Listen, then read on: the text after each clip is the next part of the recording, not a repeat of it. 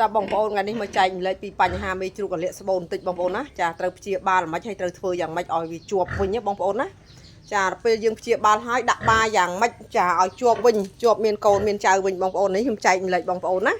ចាដោយសារតែមានអតិថិជនខ្ញុំខលមករឿងបញ្ហាលាកស្បូនចាអ្នកខ្លះឲ្យព្យាបាលចាក់ថ្នាំមួយថ្ងៃឬក៏2ថ្ងៃ3ថ្ងៃហើយរយឈ្មោះដាក់បាវចាអញ្ចឹងអានឹងបងប្អូនកន្លែងនេះគឺខុសទាំងស្រុងបងប្អូនណាខ្ញុំបញ្ជាក់អត់មានជ្រូករលាកស្បូនណាព្យាបាលមួយថ្ងៃឬក៏2ថ្ងៃហើយរយឈ្មោះដាក់បាវិញទេបងប្អូនអត់ជាប់ទេមានតែធ្វើឲ្យជ្រូកនឹងស្ថានភាពវាដុនដាបជាងមុនទៀតណាបងប្អូនណាចាព្រោះអីយើងដាក់បាទៅគឺស្បូនយើងអត់ទាន់ជីអត់ទាន់សះអញ្ចឹងអត់ជាប់ទេកន្លែងនេះខ្ញុំសូមចែកម្លែកបងប្អូនបន្តិចចាដោយសារតែមានបងប្អូនយើងចាឆាតមករាល់ថ្ងៃគឺតែបញ្ហាហ្នឹងគឺច្រើនមែនតើបងប្អូនអញ្ចឹងគឺចែកម្លែកបងប្អូនរហូតចាពិធីសាស្ត្រដែលព្យាបាលដែលត្រឹមត្រូវបងប្អូនចាក់ថ្នាំពី5ថ្ងៃទៅមួយអាទិត្យបងប្អូនណាថ្នាំរលាកស្បូនព្រឹកល្ងាចព្យាបាលវាហើយបន្ទាប់មកចាមួយខែកន្លះទៅ2ខែចាទៅយើងដាក់បាវិញគឺជាប់ធម្មតាជាប់បានកូនច្រើនកូនល្អវិញធម្មតាបងប្អូនជាសះស្បូនត្រឹមត្រូវអញ្ចឹងអាហ្នឹងយើងអាចចាដាក់បាវិញធម្មតាណាបងប្អូនកុំច្រឡំថាព្យាបាលមួយថ្ងៃឬក៏2ថ្ងៃចាក់ថ្នាំផ្សះមួយម្ជុលឬក៏2ម្ជុលឲ្យដាក់បាវិញជាប់បងប្អូនណាហើយក៏រយឈ្មោលឲ្យដាក់បាវិញអត់មានចាអត់មានតមអត់មានទុកពេលអត់បងប្អូនកុំច្រឡំឲ្យសោះណាបញ្ហានេះអត់ជាប់ទេបងប្អូនឈឺលើសដើមធ្លាក់សមកឆ្អាបធំក្លិនណាឆ្អាបធំក្លិនលើសដើមអញ្ចឹងបងប្អូនយើងបញ្ជាក់កន្លែងចំណុចនេះមើលវីដេអូនេះហើយគឺស្ដាប់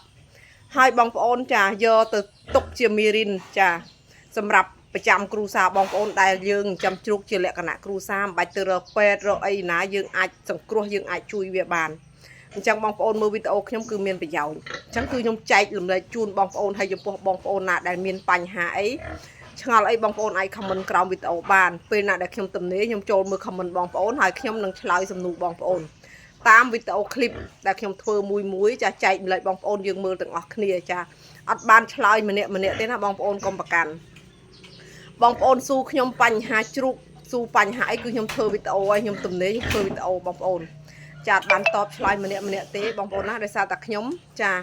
ធ្វើវីដេអូដើម្បីចែកម្លែកបងប្អូនយើងមើលទាំងអស់គ្នាជាចំណេះដឹងចាជូនប្រជាជនយើងអ្នកដែលចិញ្ចឹមសត្វចិញ្ចឹមជ្រូកចាជាលក្ខណៈគ្រួសារមេជ្រូកចារកយកកូនជាពិសេសបងប្អូនយើងដែលអ្នកថ្មីដែលគាត់ទៅតែរៀនចិញ្ចឹមត្បូងឲ្យគាត់អត់ដឹងចាលុបគេហៅថាងឹតឆឹងអត់ដឹងអីទាំងអស់ទាំងគេទាំងខ្ញុំត្បូងឡើយគឺអញ្ចឹងបងប្អូនអត់ដឹងអីទេអត់ចេះអត់ដឹងអីទេចាតើយូរទៅយើងមានបទពិសោធន៍ហើយយើងចារៀនបន្ថែមចារាល់ថ្ងៃណាអាហ្នឹងគឺយើងចាអូខេ 100% ហើយបងប្អូនអញ្ចឹងចាបងប្អូនមើលវីដេអូខ្ញុំហើយចាយកទុកជាបទពិសោធន៍ជាមេរៀនចាឲ្យបញ្ជាក់បន្តិចបងប្អូនណាសម្រាប់បងប្អូនដែលមានជ្រូកមេជ្រូកកំមុំរៀបកើតណាបងប្អូនត្រូវត្រៀមអីគេខ្លះណាត្រៀមថ្នាំទឹកដោះត្រៀមថ្នាំក្តៅទាំងហក់ឬក៏អត់ស៊ីបាយឬក៏វាអត់ឲ្យកូនអឹមដូចខ្ញុំបញ្ជាក់ឲ្យបញ្ជាក់ទីមេកំមុំមើលថាកើតមកអត់ឲ្យកូនអឹមទេគឺសាហាវណាបងប្អូនណាអត់ដូចមេចាស់ទេអញ្ចឹងបងប្អូនត្រូវត្រៀមថ្នាំទុកចារៀបសម្រាលទៅទិញថ្នាំអីខ្លះបងប្អូនអាចឆាតណាមកខ្ញុំបានចាខ្ញុំនឹងរៀបឲ្យបងប្អូនមួយសេតបងប្អូនយកទៅដឹងតែទុកចិត្តចាមានទំនុកចិត្តចាមិនថាថ្នាំក្អួតថ្នាំរាកកូនទូចដែលកើតហើយមានបញ្ហាគឺបងប្អូនមានទំនុកចិត្ត 100% មិនបាច់ភ័យចាដឹងតែបានលក់ដឹងតែមានកម្លាំងចិត្តយើងចិញ្ចឹមបានមួយសាយើងពិតជាមានកម្លាំងចិត្តមែនទេបងប្អូនចាពិតជាមានកម្លាំងចិត្តបន្តចិញ្ចឹមរហូតចាបងប្អូនរហូតដល់បងប្អូនមានបទពិសោធន៍ពេញខ្លួនចាអូខេសម្រាប់បងប្អូនអញ្ចឹងថ្នាំរាកថ្នាំក្អួតចាថ្នាំរលាកសន្លាក់ជាពិសេសអាកូនជ្រូកកើតមកអុកគូតចង្អេងចង្អាងឬពើកតាមខ្មងតាមអីហ្នឹងបងប្អូនណាចានេះគឺសិតតាជា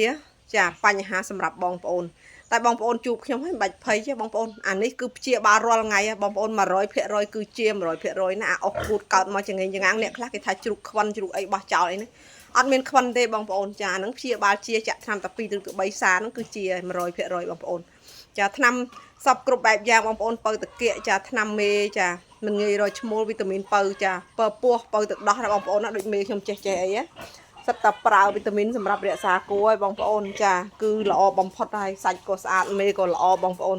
ទោះបីចាស់ខែមិនក៏នៅតែល្អដែរអញ្ចឹងចាចង់បានថ្នាំចារលាកស្បូនអីហ្នឹងបងប្អូនតាក់ទងមកខ្ញុំមកចាជួយបងប្អូនបានគ្រប់បញ្ហាទាំងអស់